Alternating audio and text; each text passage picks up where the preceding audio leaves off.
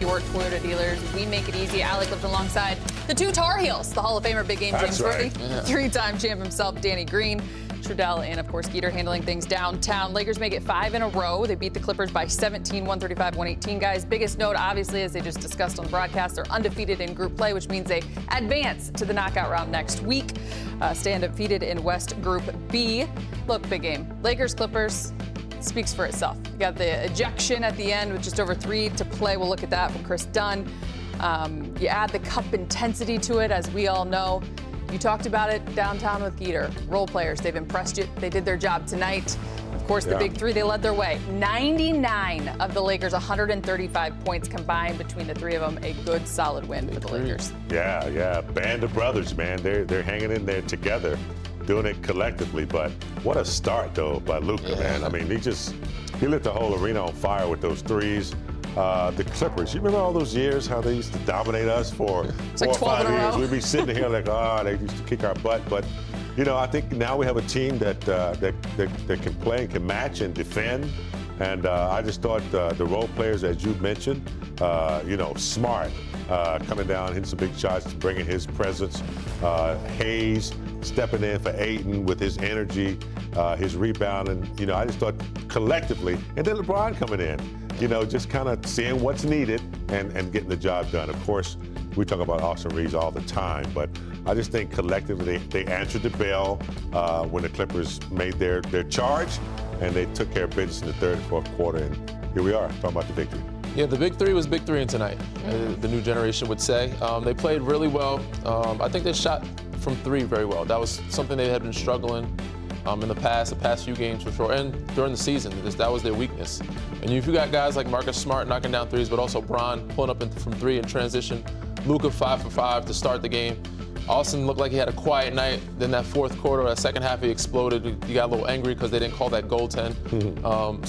Different guys exploded different moments that gave them a boost. But ultimately, they got the transition. Bron looking more like himself. They got out and running, and they got uncontested shots because of the high IQ play from those 3 guys. We'll talk about Austin in a minute because you did have your eye on him all night long. He had 2 points in the first quarter. He went 29 over the final 3 quarters. I was a little disappointed in my hot shot pick for a second. I wasn't feeling comfortable. And I was like, he's going to have a bad number and still end up with like 20, 25. He ended up with 31, which was very impressive. You also said Luka would have 37. He had 43. I was 6 We should have you in more often because it all ended on the positive side. We've been undefeated since I've been in here. Danny the Greek. He's predicting everything. We do start with Luka because big game, you mentioned it. You said the crowd just seems to arrive a little bit more early, and he has something to do with it.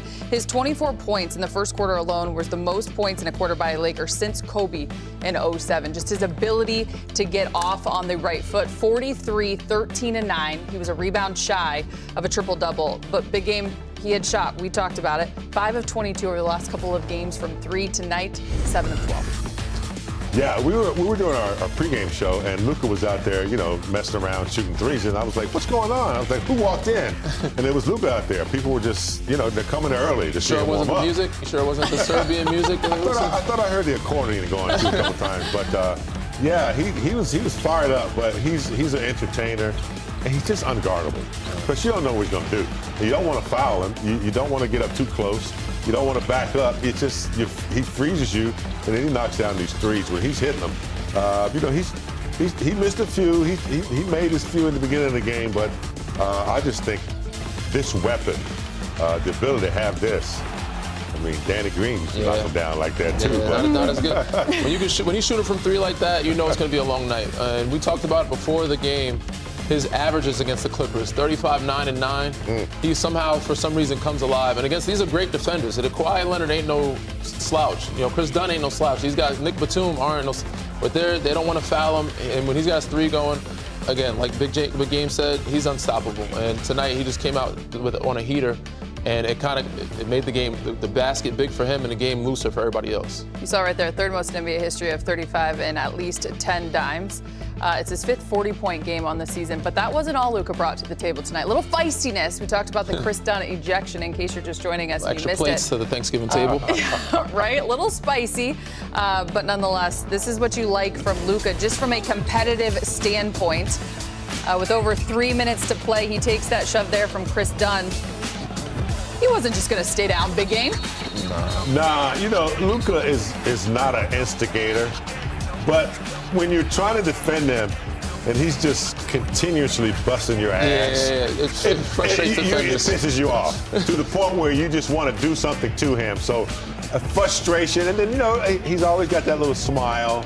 He knows he's kicking your butt, but he's not an instigator, so it makes you want him to do something. But he won't, and then you just lose it, and that's what happened. Luke's in the game, other guys out. He pretty much antagonizes guys with his play. He's getting under your skin because he's, you know, all game Chris Dunn is playing his best defense, but he's getting him in foul trouble, knocking down shots, knocking down threes, getting rebounds, 1 rebound shy of a triple-double. And then, you know, he's complaining that he's flopping all the time, but that was not a clean box-out play. But I like what Jackson Hayes did. He stepped up for his teammate, you know, covered for him, protected him, let him know, you know, you're not by yourself. So that was a good moment for them collectively to show, like, you know, we're not no chumps, we're not soft, you're not going to come in here and just punk us. We love when this happens. It's like our Thanksgiving treat. Normally we're waiting on Luka, which we will all day, every day, but instead he's speaking with the media. Luka, you had the hot start, especially from three, and then in the second half, what did you see from your teammates kind of to start that fourth quarter? LeBron and AR, you know, opening the game up a little bit before you checked in and joined them there to put it away.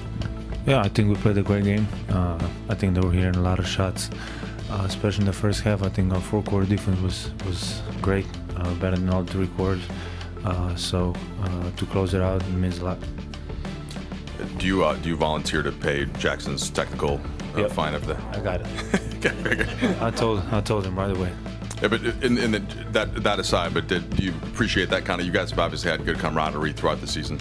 Of course, I appreciate it. I told him right away, thanks for having my back, and that says a lot about him. That says a lot about this team. So everybody got each other's back.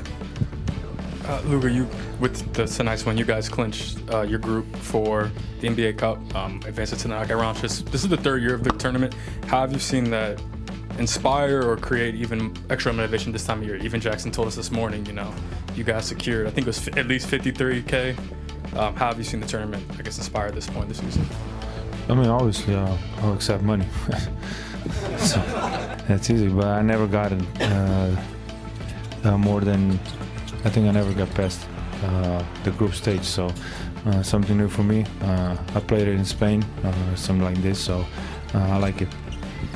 Just the courts, please. It's just slippery, it's dangerous. Could you tell pregame that you thought the court was? Yeah. It wasn't a decal though, right? It was whatever reason. It was. I know. It was just I slept a lot of times, and you could see like a lot of players slip, and that's dangerous, man. Getting back to the play where Jackson kind of